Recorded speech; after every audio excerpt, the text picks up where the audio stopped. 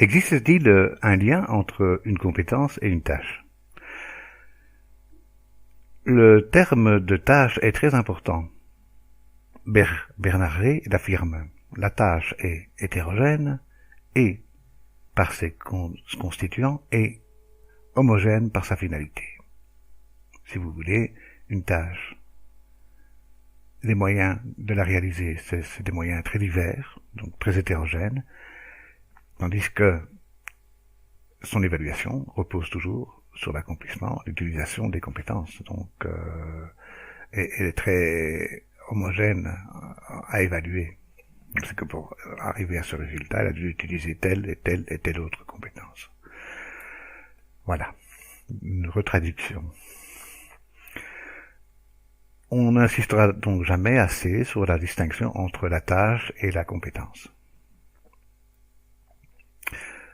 Un enseignant ne peut faire classe sans énoncer clairement les consignes concernant les tâches.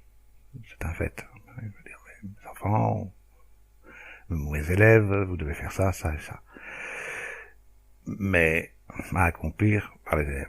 Mais il peut faire l'impasse sur les compétences. Donc il ne peut pas leur dire, oui, mais vous savez, c'est la compétence numéro 2, la 3 qu'on a vue, la 7. Non. Là, c'est à l'élève de trouver lui-même, d'articuler ses compétences et de réussir à exécuter la tâche.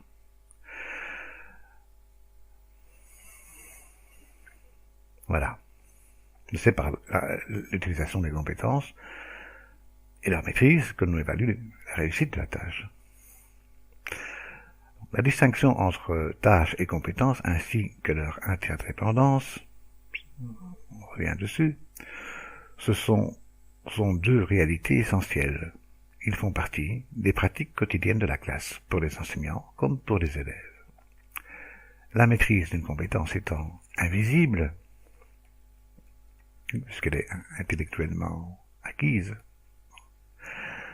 ce sont les tâches, donc leur utilisation, leur manifestation, qui la rendent perceptible. Voilà.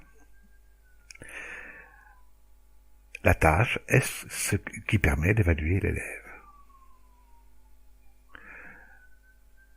Vincent Carrette nous explique que la compétence peut mettre en jeu des connaissances déclaratives, des connaissances procédurales, des automatismes, des raisonnements, des données retenues en mémoire de travail, des schémas sensibles-moteurs, des savoir-faire ou aptitudes ou n'importe quel assemblage de ces éléments.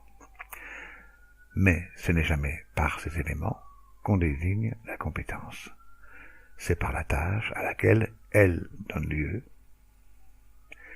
Derrière cette idée de tâche, on trouve l'idée de finalité.